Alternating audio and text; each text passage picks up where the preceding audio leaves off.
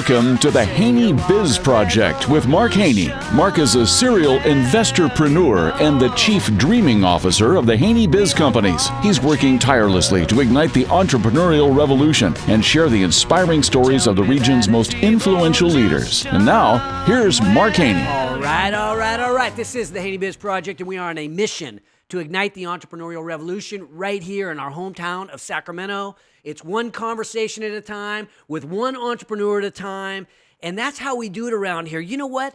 Entrepreneurs helping entrepreneurs. Sometimes, we just need a little bit of inspiration. Sometimes we just need a little bit of education, and sometimes we just need a little connection, and that's what we're all about. We're friends helping one another to build their businesses. Today, I am here with Mr. Greg Dutch Van Duzen. How you doing, Greg? I'm doing great, Mark. Glad to be here.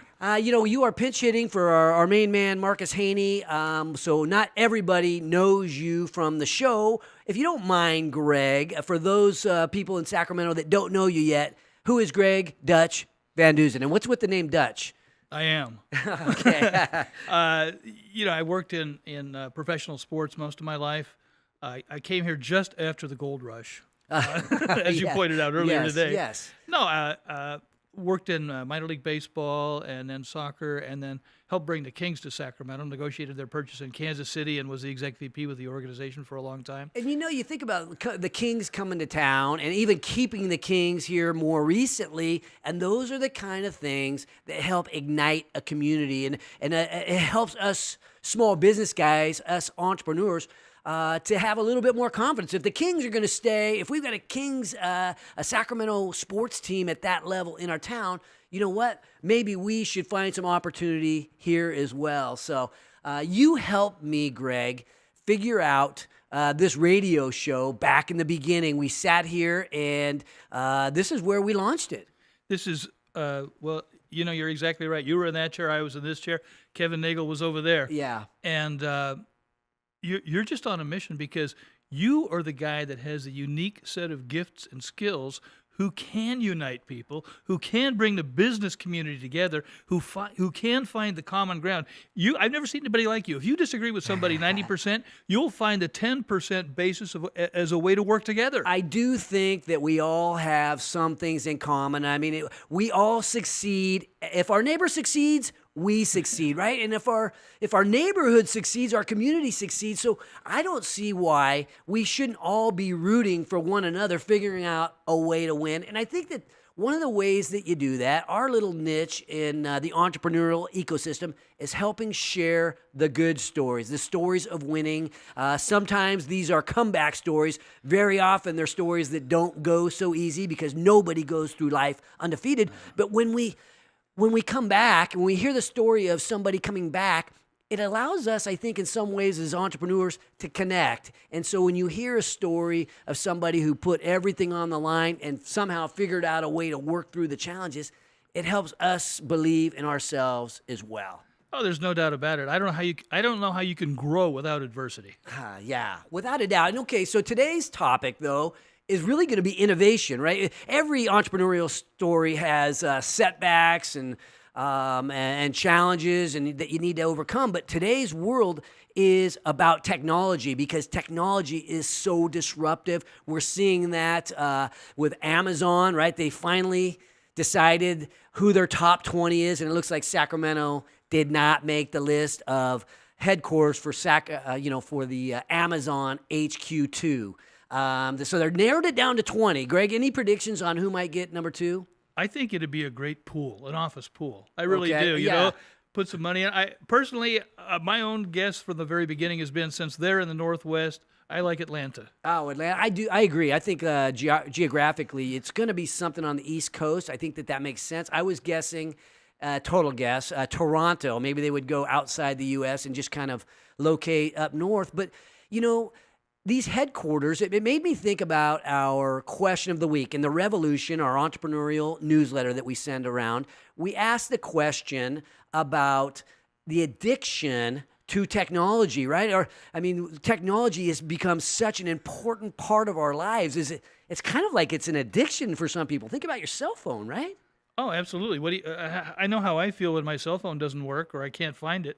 I'm like, Yeah, Panic. you're stuck. And I just got my new iPhone, and it's like I'm still trying to figure out how to work it, and it's taken me out of my rhythm. It's taken me out of my comfort zone, and I think that's what technology has done for us. It's made our lives a lot easier. And as business people, we like to make it easy to work hard, easy to go to work, and we don't like getting stalled out by not being able to figure out how to work our iPhone or losing your phone for a second. It can totally disrupt. So just thinking about that. Today, coming on the show, we're going to be talking technology. We're going to be talking to the IT guru, the co-founder and CEO of GNT Solutions. Mr. Todd Bollenbach is in the house. But coming up after the break, Dushyant Pathak, the Associate Vice Chancellor for the Technology and Corporate Relations of UC Davis, is also in the house. It's going to be a great show, Greg. You and I are going to come back a little later on and talk a little bit more about how to make it easy to work hard, a little bit more about the revolution. And we all know that you can join the revolution at HaneyBiz.com, courtesy of 5 Star Bank. This is the Haney Biz Project.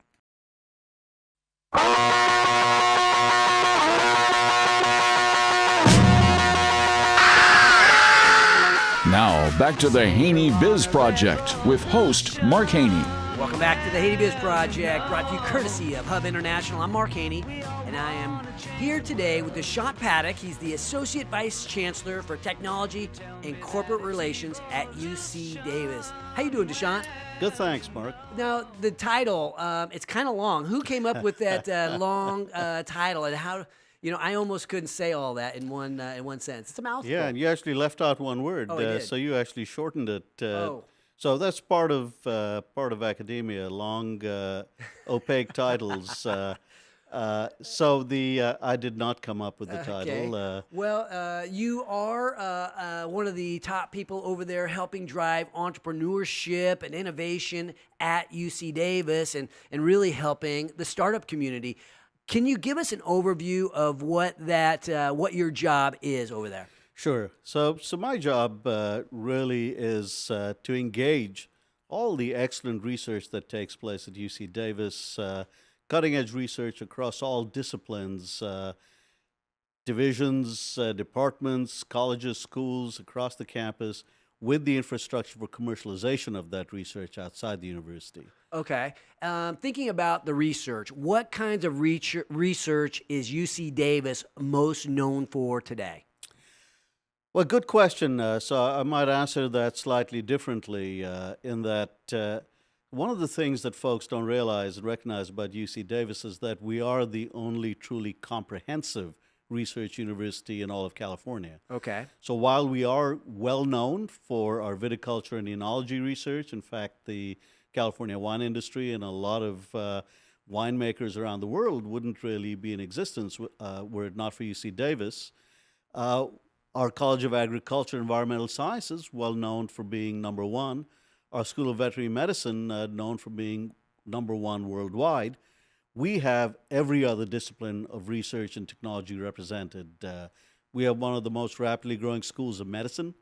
We've had a comprehensive cancer center longer than Stanford has, as an interesting fact.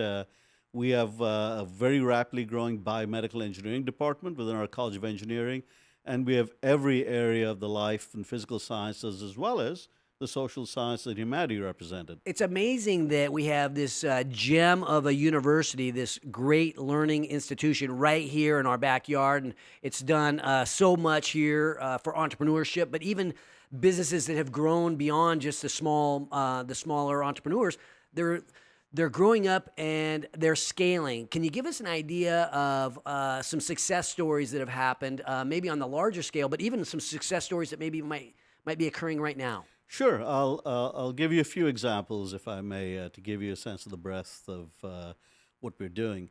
So one example I'll pick is a company called Sage Therapeutics. Sage Therapeutics is a company that is based foundationally upon clinical research done by one of our faculty members at the School of Medicine, Mike Rogowski, a neuroscientist. That company was founded in 2010, recognized that the initial founding technology wasn't going to pan out, identified this excellent work being done by Mike Rogowski in Sacramento, and redirected, pivoted, That company was able to, based on licenses we provided and put in place, go public in Wow. 2014 and is worth close to $7 billion market cap today. Wow. Where are they headquartered today? They're headquartered in Cambridge, Massachusetts. Okay. That made sense because their primary investors, the VC firm, was located there, and they wanted the company to be close to where they are. But another example, a company that got its start in Davis, moved recently to West Sacramento, based again on research done by one of our faculty members in our Center for Regenerative Cures in Sacramento. Just had received FDA clearance for a medical device that is going to change the way spinal injuries are treated. This company is called Molecular Matrix. Okay. Just had an interesting press release on the clearance just a couple of days ago. Amazing stuff. And I've had a number of guests on the show who have come through UC Davis. Each of them look a little bit different, right? They're all over the board in terms of what industry they're in. They're all innovative. They're all technology, but it's different industries. I'm wondering how it starts. So you're in the classroom. You're a student and you're becoming interested. Maybe there's a team, and then there's a faculty member that has this engagement. Walk me through the process, if there is something typical, about how the students and the faculty work together to create, to commercialize something. Sure.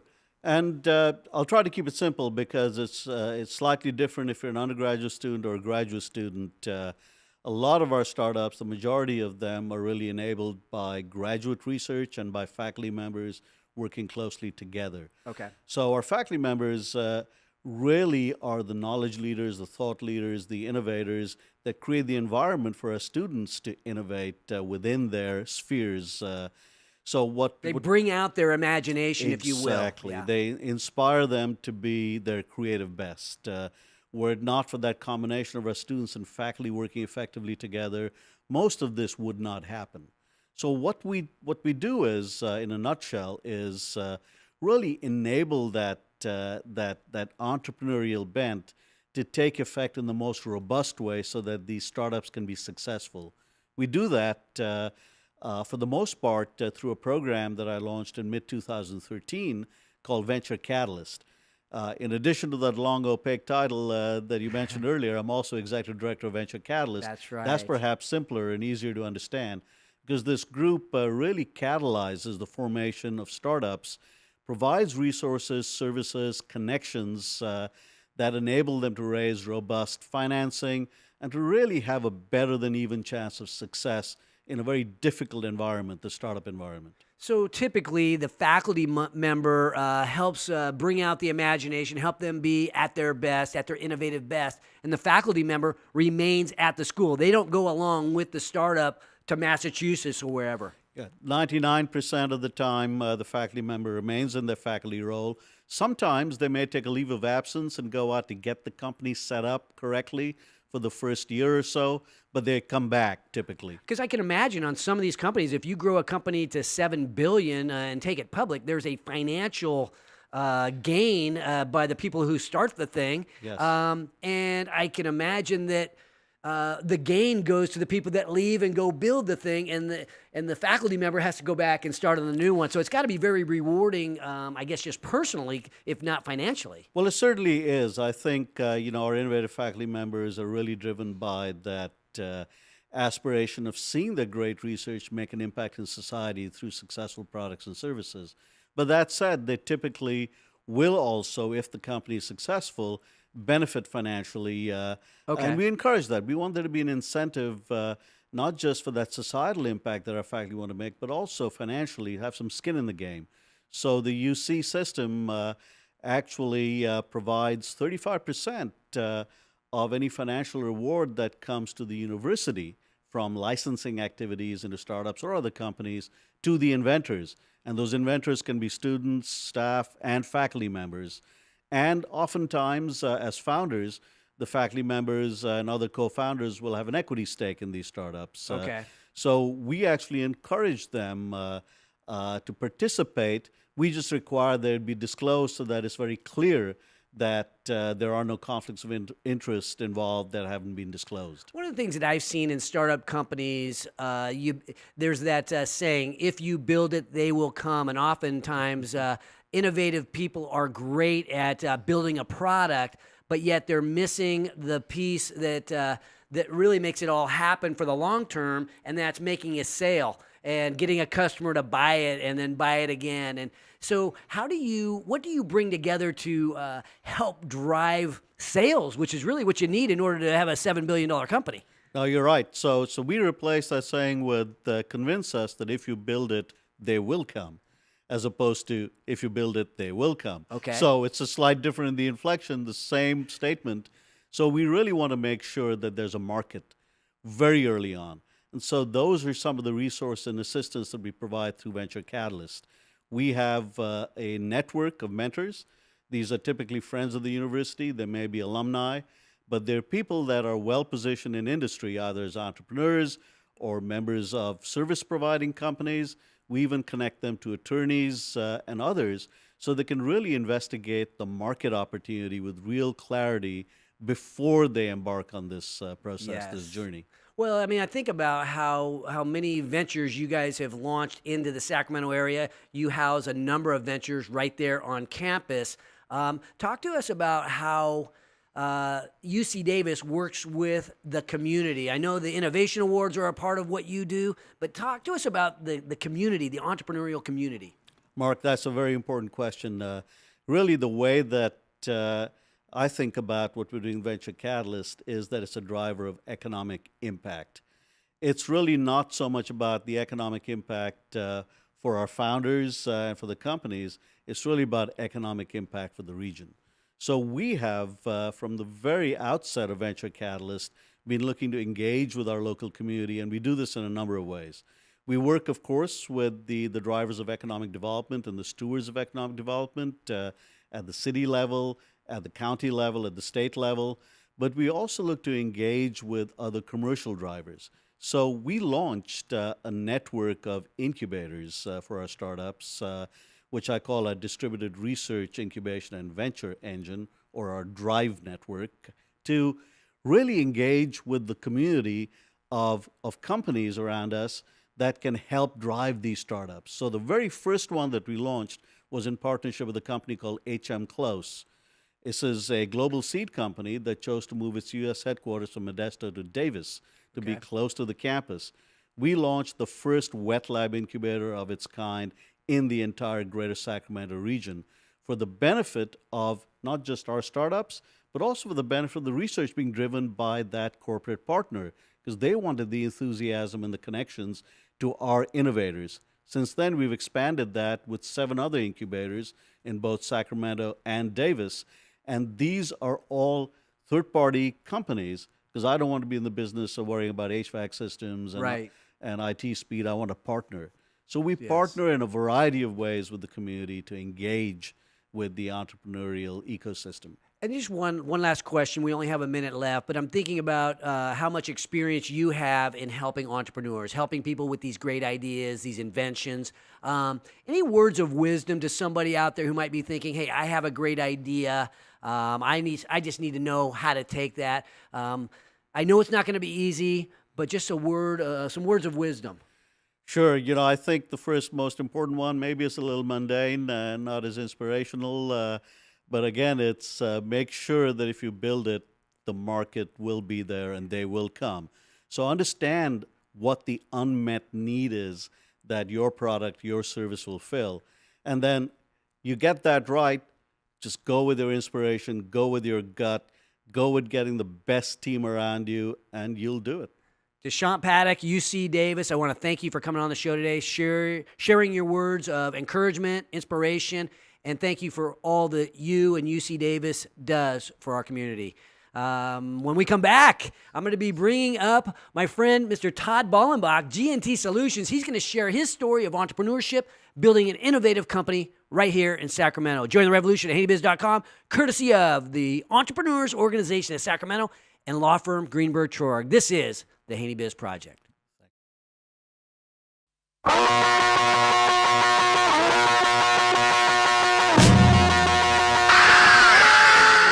Welcome back to Mark Haney, igniting the entrepreneurial revolution with the Haney Biz Project. All right. Welcome back to the Haney Biz Project, brought to you courtesy of Sun System Technology. I'm Mark Haney, and today I have the privilege of being joined by Todd Bollenbach, the founder and CEO of GNT Solutions. How you doing, Todd? I'm doing great, Mark. Thanks for having me. Thank you for being here, and I want to hear your entrepreneurial story. I want our guests, our listeners, to know you. I know you and I are good buddies. We're in the Entrepreneurs Organization together, but tell us what most people don't know about you, and give us a little bit of your story of entrepreneurship, because you're a really humble guy. So let it rip. Absolutely. It's difficult to talk about yourself, but Yeah. I'll try. Entrepreneurship is something that's kind of been with me since I was in elementary school, sort of Okay. way back. And What did you do in elementary school? You know, you sell little things at school here and there. You know, like third grade, sell candy to the Okay. kids and like work your way through, and then kind Nice. of like side hustles. But it's starting in business started back in '04 after working for somebody in consulting in San Jose, commuting 4 days a week to San Jose. After that, I worked with a person, and we decided, myself and another coworker decided that that's not what we want to do, and the company Okay. wasn't very financially stable, and we always had this entrepreneurial drive and spirit. So thought we could do this ourselves and hit the ground running and kind of go from there. Well, okay, so you start off, it's you and a friend that you work with. I Mm-hmm. mean, I think a lot of entrepreneurial ventures kind of get started that way. Hey, you know what? We could do it better than these guys are doing it. Let's go off on our own. And obviously it's worked. I mean, tell us about your company now. What's it look like today? It's not just you and another guy. In fact, I think you bought out that partner along the way somewhere. Did a couple years ago. He exited the business, and I've taken over, ran it myself for the last couple of years. Recently brought on a new business partner, but yeah, we've been very fortunate, grown it to one of the largest managed IT companies in the region. We have a great success over the years, acquired a couple firms, been locally recognized with some business awards, and we're just driving. Okay, so what is managed IT? To us C students Yeah. out here, what's managed IT? Managed IT is companies that don't typically have their own IT department. So companies between 15 and a couple hundred employees, they hire us to do their IT for them. So basically, somebody who's got, say, 100 employees and has an IT department, they need to get rid of that and hire you guys. Absolutely. Okay, fire your IT guy. Okay, good idea. So, and that's good for entrepreneurship. But why do they use someone like you versus the IT department? Do you do it better? Is it cheaper, faster? Often all of those things. So Okay. it's definitely cheaper and faster typically. We have a larger staff, and we also don't become complacent. So if you're 100 employees, you might have 2 people in your IT department. All they see is your existing environment. They don't see anything else. So they become really complacent and tunnel vision in just your space. They don't see what other trends are going on in the world. So you've built this company from just you and a partner. Now it's scaled up and one of the most successful managed IT companies here locally in Sacramento. It couldn't have been easy. Give us a little bit of the ups and downs of entrepreneurship. We've definitely had our struggles. A lot of it is figuring out how to scale and when to bring on employees, how to push the limits of your current staff, how to sell, how do you sell this product and kind of get out there. 09, 10, that was a real struggle for us. Just because of the economy being so bad. The economy obviously tanked, and how we charge for our services is based upon typically the number of employees somebody has. So when they are cutting their staff, we're losing revenue.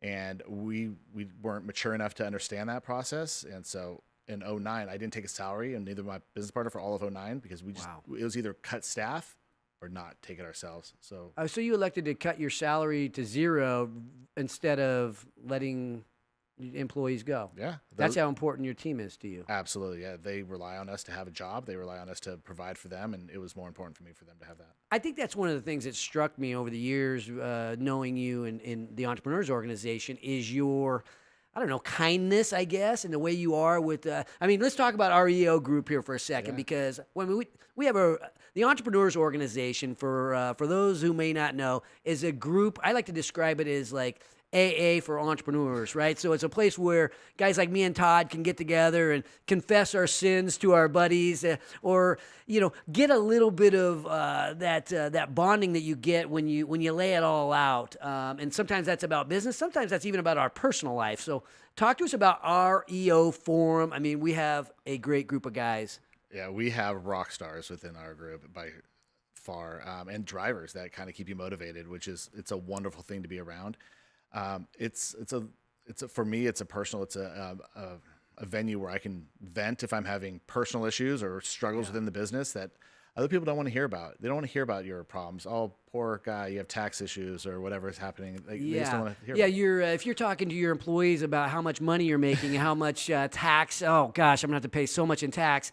Sometimes that's not as motivational to the employee. It's not motivating You at need all. to. So who do you share that stuff? You come home and you stress out the family, or do you really have this? In our world, we have all guys in our particular forum, but women are involved in the entrepreneurs organization as well. We're able to sort of use that group of about 9 or 10 of us as a sounding board, maybe a board of directors, if you will. Absolutely. They are definitely the sounding board, and I do consider them my board of directors. They're people that I rely heavily on, and I know that at any time I can reach out to them and get some real hard advice. Yeah, and then at the chapter level, I mean, we're like 50 people strong here in EO.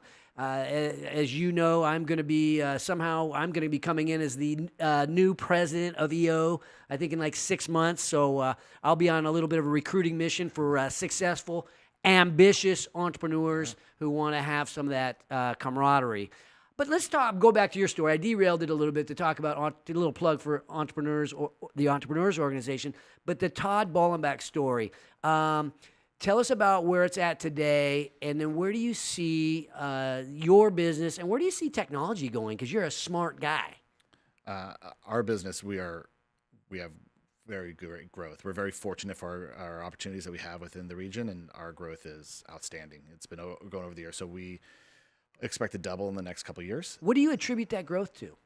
Our clients. We get to work with really, really great companies, and those companies are not only a referral source for us, but they actually make us better because they're such strong companies that they drive us to be better. So we have to step it up. And as they grow, you tend to grow. But you talked about that referral thing. I mean, I don't even think you guys really advertise, right? You pretty much just give great IT service, and people start telling their buddies. That's exactly it. Yeah, we don't have a sales team. We do not advertise in any way. We're 100% referral based.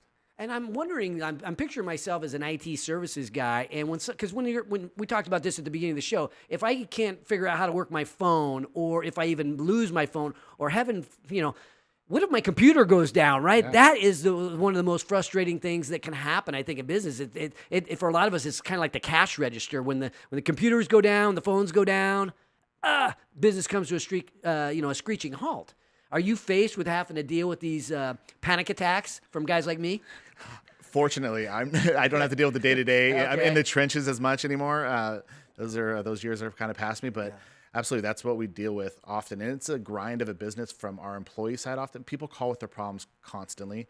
And it's a little bit of therapy in our office. It's a little bit of motivation, and it's just, let's get things done. What about fear? I mean, cybersecurity is such a big part of the IT world these days. And I know a lot of us are worried about some kind of data breach. You hear about these big ones that make the news where people get their personal information stolen from a large company. Target is the one that comes to mind. I mean, even small companies are worried about their data, the security of their data. Absolutely. The smart companies, at least, are worried about their data. Data breach, so you ask where the trends are going in our industry. It's all around cybersecurity and data protection, and how can we make sure that we protect their data the best. If that's encryption, if that's a strong employee education, if that's going, the next step is not only talking about backup and recovery, but what's our business continuity plan. So if we do have an issue or a breach, what do we do our next steps? So the preventative stuff, talking to the team, the employees of the business, so that they're not doing the wrong stuff on their computer, surfing the wrong sites, if you will. You probably see all kinds of weird stuff. Yeah, it's fun at times. What's the weirdest thing you've come across? Not safe for radio. Okay. But yeah, it's exactly it. It's training the staff. So we run phishing and social engineering campaigns with our clients, and it's to campaign against the staff in a way, so to see what they click on and what they don't, and then train them based upon it. It's not for gotchas or what did you do or you did something wrong. We want to make them better, and then we want to train them and help maintain their flow and security, because where most breaches in a company are going to come from, it's going to be internally. It's going to be somebody clicks on a link, gives up their username, password, credentials, and accidentally lets somebody in.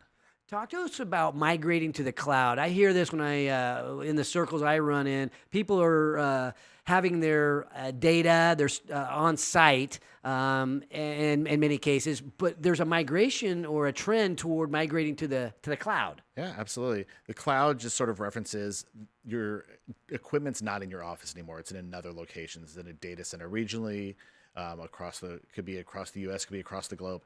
And it's moving everything from within your office out of your office. It's a huge trend. It works well for most companies. Internet is your main resource for that. You want to make sure you have strong internet. And then does it fit your business? What are your business line applications? What do you do? But what it does do is it gives a lot of companies flexibility that they're not as dependent and reliant upon one location.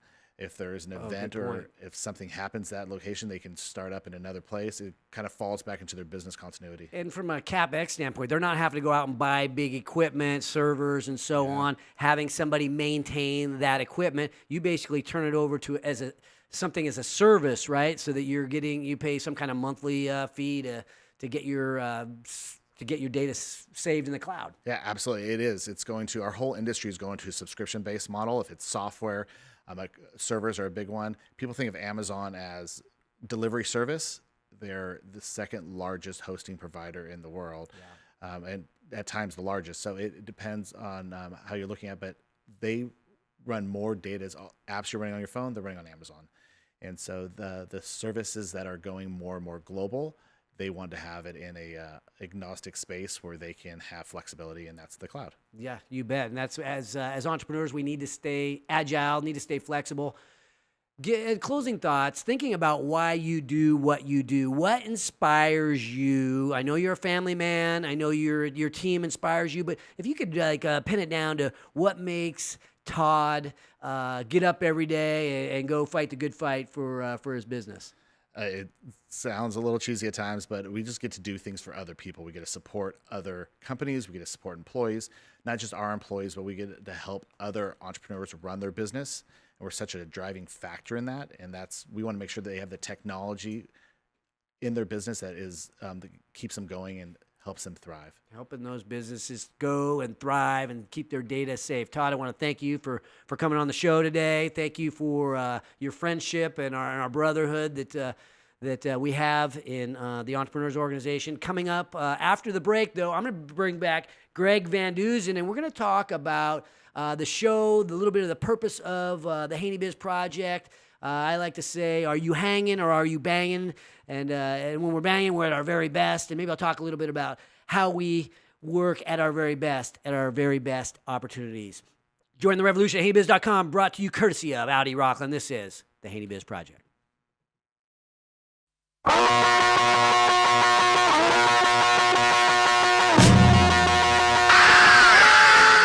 And now, back to the Haney Biz Project with investorpreneur Mark Haney. Welcome back to the Haney Biz Project, brought to you courtesy of accounting firm Clifton Larson Allen. I'm Mark Haney, and I'm rejoined by Greg Van Duzen. Greg, you hear me say all the time, are you hanging or are you banging? And we all need our downtime. As entrepreneurs, as people who lay it out all on the line, you don't have to be an entrepreneur, but we all need our downtime. But you know what? A lot of us, aren't banging as much as we ought to be, right? At our very best opportunity. And you think you've got a sports background, Greg. And so I always think about when we're banging, that's when we're in our zone, we're firing on all cylinders. If I'm a 3-point shooter, I need to get back and start firing the ball. But in business, sometimes we aren't banging as much as we ought to be. I think that the people who don't spend their time banging don't know what they're missing. Yeah. I really do. There's so much joy in giving it your all, and it's even better when you're winning, and you ain't going to win if you don't give it your all. Yeah, at the end of the day, we ask ourselves sometimes, what did I do today? Was it a good day? And if you look back on your day and it's well, what did I do? I don't even know what I did. What was I working on? Sometimes that's what we don't want, right? Hanging is good. If you're in Cabo relaxing, when you're, okay, Greg, back up a little bit. When you're hanging, when you're just relaxing, what do you do? What does that look like for Greg Van Duzen? I'm sleeping. Okay, yeah. No, really. Yeah. No, I read a lot. Okay. I relax by reading. Fifi, my beautiful wife, and I love to go over to the coast and chill out there. But I mean, we email and talk to each other really early in the morning when most people are sleeping. Yeah. I mean, I'm excited every day. Yeah, I mean, if you are put yourself in a world where you love what you do, where you do something that you're good at, I mean, it's a lot easier to be banging. I mean, if I was out there playing basketball, it's hard for me to really get in my zone because, I'm not that good a basketball player. So, but you know what? When we pick something that we're good at and we go after it and we become even better at it. I mean, I think people ask me, Mark, how do you make sure that you're banging every day? And it's impossible to do it every day. It's impossible to be at your very best opportunity all the time. But I mean, if you can carve out ways to put yourself in position to be at your best, that to me is the secret to winning. And I think a lot of times we sort of forget to put ourselves in position. Well, I think you're right. And two of the messages that you preach all the time have to do with have people working in their areas of strength and be conscious of who your partner is. Without a doubt. I mean, we have to know ourselves, right? What are we good at? As an entrepreneur, I mean, none of us is good at everything. I mean, we talk about this occasionally that, every company needs a strong financial person. Everybody needs somebody who's great with the product. Dushyant is launching people who are inventing great products. And everybody needs somebody who can make the molecules move, right? Who can sell the stuff. You kind of need three legs of the stool, and there's nobody that's great at everything. So some of it is just knowing who you are, Greg, right? And surrounding yourself with those people that maybe shore up your weaknesses. No, absolutely. I mean, I'm really crappy at administrative stuff. I need help there, right? I like to be around people who have a great vision, who have the courage to go for it, and who are really ethical. That's what fires me up. I love serving with people like that. I start, occasionally we'll talk about, well, why do some people, they never get so they're, I mean, if you can be banging 8 hours a day, 10 hours a day, 12 hours a day, I mean, these are the people that build these huge companies and really have some success. And sometimes that means getting the most out of their team. If you're a CEO and you've got 10 employees, well, if you can get those 10 people at their very best opportunities, now what has that done for our company? And so, but why don't some people do that? And I mean, we talked about it a little bit. I think the first barrier to banging is we're not doing what we're good at. I mean, I think it starts there. Do what you're good at and have the people on your team do what they're good at. With the services that we have at Haney Biz that we offer to other companies, nobody wants to do their own accounting. Yeah. A lot of people don't want to sell, but almost everybody has a great idea, a great product, or a great service, but they're not all things to all people. Without a doubt. Yeah. So we talk about, we're entrepreneurs helping entrepreneurs. So we've started these services that help entrepreneurs. If they're not good at sales and marketing, we can help you out. If they're not good at accounting and finance, we can help you out. You got a product, you got ambition, we could probably help you out. But I mean, I think the other thing that the second barrier to banging is really misallocation of resources, right? You only have so much money. You only have so much time in the day. You only have so much cash flow. What you do with those resources, what you do with your assets, I mean, that's the biggest decision that any entrepreneur makes in order to win. And so often you see people, they've got so many distractions. They're working on 1,000 things when the answer, the winning strategy is right in front of them, but they're only giving it 20% of their resources. Well, that's true. And, you only have so many hours in a day. And, I mean, I ran Arco Arena for a long time, and the average day is about 14, 15 hours. And you better make the most out of it because you got to run a business during the daytime. Then you have to run events on nights and weekends. Yes. And so you have to be very careful about how you allocate your resources. It's amazing because a big organization like the Kings, or a larger organization like the Kings, and running Arco Arena, right? There's so many decisions. But I always feel like managing ourselves is one of the biggest challenges we run into. And just there's 168 hours a week, right? There's 24 hours a day, 168 hours a week. And what you do with those 168 hours, this is a huge decision. Should you be driving? How do you make your drive time productive? Should you be visiting? How do you make that visiting time productive? How do you find your best opportunity? And like was said before, a lot of times our best opportunity is dealing with the customer and getting some sales made. That's what I see. People forget to allocate resources to driving the sale. Yeah, well, I always thought the two most important assets we had were our people and our customers. And so I read this book by David Packard once about management by walking around. Mm-hmm. And so, not being good administratively, my people like to keep me out of the office. Yes. And keep walking around dealing with people, Yeah, there's so many times that we get caught up and we might think, I'm going to diversify, and that may make sense in certain investment portfolios. But I mean, if we're a small business person, we've got to focus those resources correctly. And so many times, diversification is not the answer. It might be the opposite. More focus. Focus. Oh, wait a minute! Look who just walked in the Hey, door. there's a molecule mover. Speaking of people who make the molecules move, we just had Mr. Limitless Limo, Brian. What's going on, Brian? How you doing? Not much. Thanks for having me on, Mark. I really appreciate it. Well, I didn't know for sure that you're coming. I heard you might be in the neighborhood. You're not wearing your limo giddy up, so you're in street clothes. I am on street clothes. I had my suit on earlier. I did a couple of drives, jumped in my street clothes, hopped on up here, and wanted to join you guys. I love it. Well, give us a set. So Haney Biz has a number of companies. We talked about a few. One of the Haney Biz companies is actually a limo company.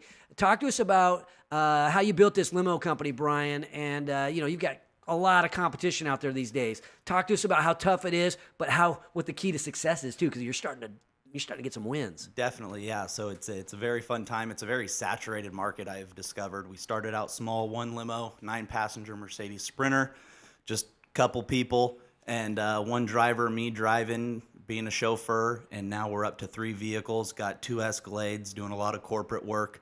Like you said, allocation of resources. We didn't know, being a small company, not having very much money, not sure where to put what in advertising, and any little bit we did put in had to work because we didn't have very much of it. So learning the ropes as I go, and so it's been a lot of fun. Well, I think you're a great story, Brian, of figuring it out, right? So you come in, I'm just going to give everything I have as an employee, right? And earn yourself a spot in leadership, and then earn your spot as an equity partner. You're in the process of working that system. You've given everything. We talk about allocation of resources, right? What should you do? If I'm an employee out there, it's like, well, what should I do when I come to work? Well, if you give everything you have to that opportunity, look what happens. Next thing you know, you're running a limo company, you're owning part of a limo company, and the opportunity is blowing up on you. That's what going all in on the right opportunity is all about. Definitely. And your neighbor and good friend, Tom Kandra, said something that resonates with me. It says, you're not a real entrepreneur unless you have your own money in the game. Aha. And so since I didn't, I had to put my blood, sweat, and tears into it and put in more time than anyone else in this building or any other limo company out there in order to become an equity partner, in order to become a leadership role. Well, I think thinking about the employees out there in the world who are thinking about if you work for a company that's a dead end job and you can see it and it's not fun, you're not doing what you're good at. Hey, maybe the owner doesn't have a dream. There's no inspiration there. Well, maybe that's not the job for you. But if you're working for somebody who wants to grow their company, who has ambition, that has entrepreneurial dreams, and is the type of person that loves to create opportunity for his or her teammates, maybe that's the time to go all in on that opportunity, and good things happen when you give everything you have. I think you're a great example of that, Brian, here. And so when you say that you didn't put in your own money, that sweat has value. That blood has value. Those tears, those late nights, that working for lower than what you might have been able to make somewhere else, that's putting in money as far as I'm concerned, because that's putting in something with value. That's the kind of partners I want on my squad. And Greg, closing thoughts on Brian and what you see in this young man? I think he's a superstar. Brian is a winner. He was an outstanding collegiate athlete. He knows what it takes to compete. And when he got his arms around that limo company, man, it started to take off. And he is so kind and he's so gracious to all of his customers.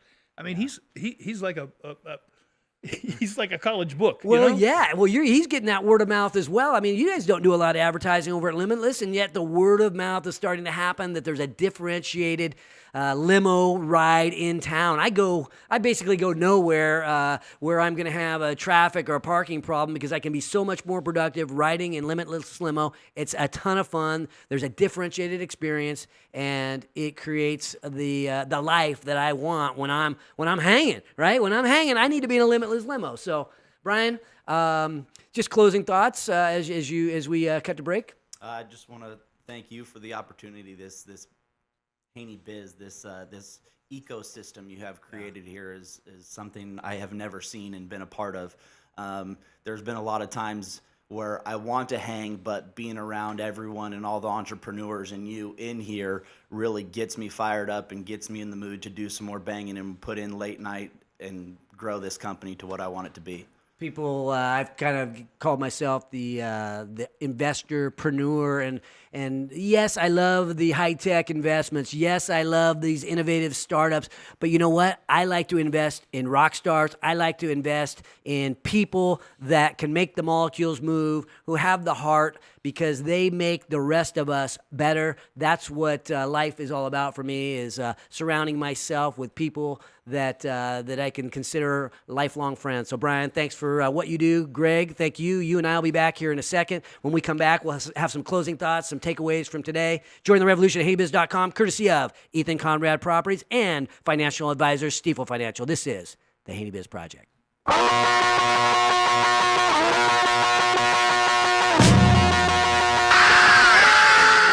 Welcome back for Mark's takeaways from today's Haney Biz Project. Welcome back to the Haney Biz Project, brought to you courtesy of Five Star Bank. I'm Mark Haney, and we only have a minute left, and I just have to give you my closing thoughts about hanging or banging. And it makes me think about human systems, right? We talk about managing our businesses as entrepreneurs, and we have to have our human systems. It can't all be about technology. The technology's got to get married up with some people, and then that's what makes it go round. That's what makes our businesses run more efficiently. Technology is nothing without the person who runs it, without the brains behind the people who can actually turn it into a great customer experience. And so thinking about this, and thinking about people who are wanting to be like Brian and Limitless Limo, wanting to go out like Todd and start their own company. There are things that we have to go all in on. We talk about allocation of resources. If I'm one of those people that's thinking about a business, there are some things that we know, and my motto is go all in on what you know. If you don't know what you want to do, but you know something is important, go all in on what you know. So we all know that huddling up for a quick meeting is better than a long, drawn-out meeting. We all know that if you eat right, if you get some sleep, if you work out, you're going to be a lot more likely to be at your very best. And you know what? We all know that there's only 168 hours in a week, right? We all know that we break each day up into these 24-hour segments, and we have to be banging. We have to find a way to be at our very best a little bit more often in these 24-hour segments. And I think we also know that dabbling doesn't do a heck of a lot in life. If we really want to make an impact on this world, we've got to ditch the distractions. We've got to focus and avoid the multitasking trap that we kid ourselves thinking that multitasking is actually more productive. We're better off ditching the distractions and focusing for a little bit of time, even if it's for an hour at a time or 10 minutes at a time. These multitasking things we're never at our best when we're multitasking. But the other thing, and I think Greg alluded to this, is we've got to surround ourselves with the right inner circle. We've got to figure out a way to delegate other things. We are not great at everything. We've got to be able to have the courage to let go. We aren't great at everything. There are people better than us at for me, for sure, at a lot of things. So we have to find a way to let go and surround ourselves with people that can make a difference alongside us as a team. So thinking about this, we got to stop crying and we got to start sweating. We got to stop talking and we got to start walking. We got to stop hesitating and we got to start banging. So as we take the Sacramento salute that we always do to Marcus, who's not feeling good today, to Greg, thanks for coming on the show today, to our guests, to everybody out there who's fighting the good fight for entrepreneurship and hometown patriotism, to all those protecting our security and our way of life, and to the 13 stripes, to the 50 stars, and to the one big American opportunity, always worth fighting for, yours. Never above you, never below you. Always by your side.